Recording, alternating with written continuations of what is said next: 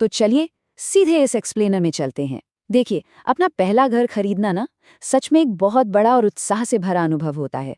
पर अक्सर होता क्या है, ये सारा एक्साइटमेंट उन भारी भरकम फाइनेंशियल शब्दों और बैंकिंग जार्गन के नीचे दब कर रह जाता है। तो आज हम bank of Baroda home loan की पूरी प्रक्रिया और उसके फायदों को बिल्कुल आसान बोलचाल की भाषा में समझेंगे, ताकि वो जो अपना घर लेने का सपना है वो हकीकत बन सके।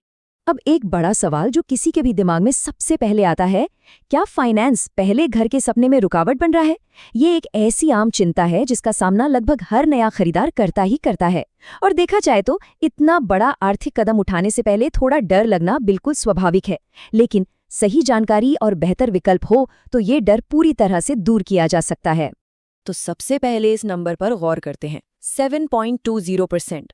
ये सिर्फ कोई रैंडम आंकड़ा नहीं है, ये bank of Baroda home loan की शुरुआती ब्याज दर है।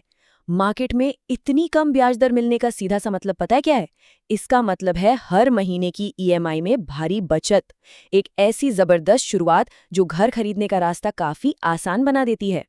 अब ये सोचना लाजमी है कि आखिर ये ब्याज दर तय कैसे होती है। यहाँ एक बैंकिंग टर्म यूज होता है BRLR, जिसका फुल फॉर्म है Baroda repo linked lending rate. सुनने में थोड़ा टेक्निकल लग रहा होगा, पर यह कोई छिपा हुआ फॉर्मूला बिल्कुल नहीं है।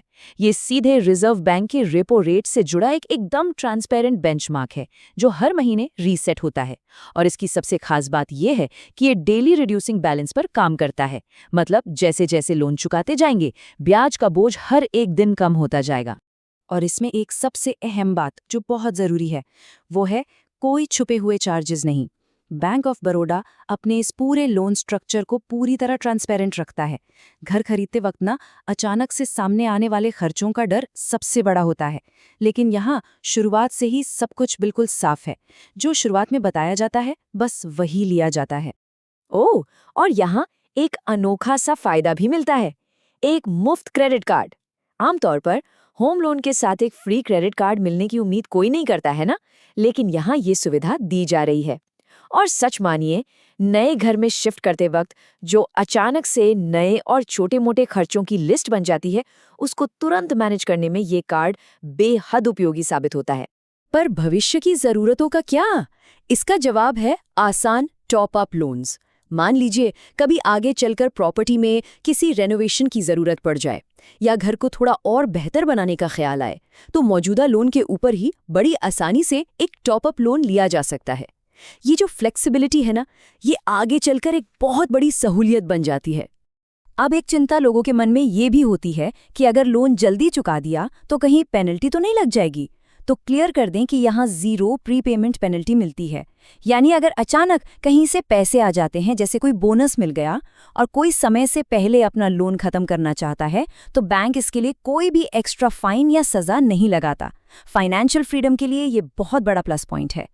चलिए अब आगे बढ़ते हैं और बात करते हैं व्यापक योग्यता की, यानी आखिर इस लोन के लिए अप्लाई कौन कर सकता है।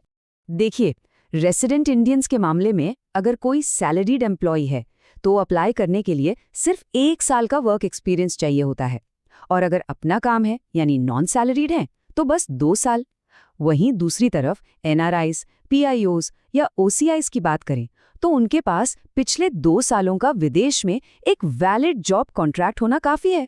मतलब दोनों ही स्थितियों में रास्ते बिल्कुल साफ और प्रैक्टिकली अचीव करने योग्य हैं।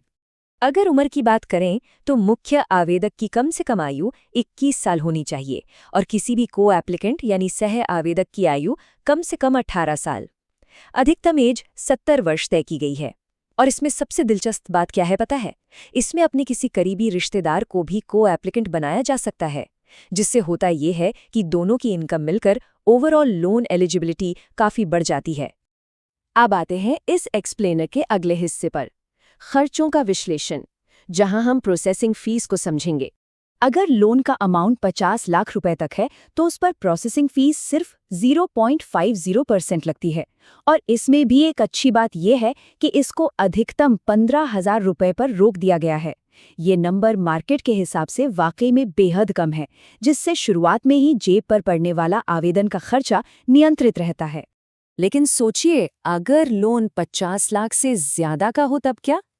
तब तो प्रोसेसिंग फी और भी कम यानी सिर्फ 0.25% हो जाती है, जिसकी मैक्सिमम लिमिट 25,000 रुपये तय की गई है। बड़े घरों के सपने देखने वालों के लिए ये सच में एक काफ़ी सॉलिड बचत है। यहाँ एक और बहुत ही ज़रूरी कंसेप्ट आता है लोन टू वैल्यू यानी LTV रेशियो। यहाँ ध्यान दे तो 30 लाख तक के लोन के लिए बैंक 90% तक की राशि कवर कर लेता है। इसका सीधा सा मतलब है कि शुरुआती खरीद पर अपनी जेब से सिर्फ 10% मार्जिन देना होता है। ये उन सभी लोगों के लिए एक बहुत बड़ी राहत है जो थोड़ी थोड़ी बचत जोड़कर अपने पहले घर का सपना पूरा करना चाहते हैं। और भाई साहब, अगर सपने बेहद बड़े हैं तो उन्हें पूरा करने के विकल्प भी मौजूद हैं यहाँ। शहर के मुताबिक लोन अमाउंट की लिमिट अलग अलग है। जैसे मुंबई में 20 करोड़ रुपए तक और दिल्ली, बेंगलुरु या हैदराबाद जैसे शहरों में 7.5 करोड़ रुपए तक का लोन लिया जा सकता है। इससे एक बात बिल्कुल क्लियर हो जाती है कि बैंक बड़े से बड़े प्रॉपर्टी के सपनों को पूरा करने की पूरी क्षमता रखता है। तो अब चलते हैं अगले पड़ाव पर, रीपेमेंट प्लान को समझना। अब जरा इस नंबर को देखिए, 30 साल। ये इतना लंबा रीपेमेंट समय बिल्कुल आराम और सुकून का प्रतीक है। इस अधिकतम टेन्यूर यानी पूरे 30 साल को चुनने का सबसे बड़ा फायदा ही ये है कि इससे हर महीने की EMI बहुत छोटी और मैनेज करने लायक हो जाती है। ये इतना ब्रीदिंग रूम दे देता है कि घर के बाकी खर्चे और लोन की किश्त दोनों आसानी से साथ साथ चल सकें। यहाँ बैंक की दुनिया का एक और टेक्निकल टर्म सामने आता है, मॉरेटोरियम पीरियड। आसान भाषा में कहें तो ये मूल रूप से एक ग्रेस पीरियड होता है जो स्टैंडर्ड EMI शुरू होने से पहले दिया जाता है। ये उन प्रॉपर्टीज के लिए एक बहुत बड़ी ब्लेसिंग है जिनका निर्माण यानी कंस्ट्रक्शन अभी चल रहा है। जब तक घर बनकर तैयार हो रहा होता है तब तक पूरी EMI भरने से छूट मिल जाती है। कमाल की बात है ना?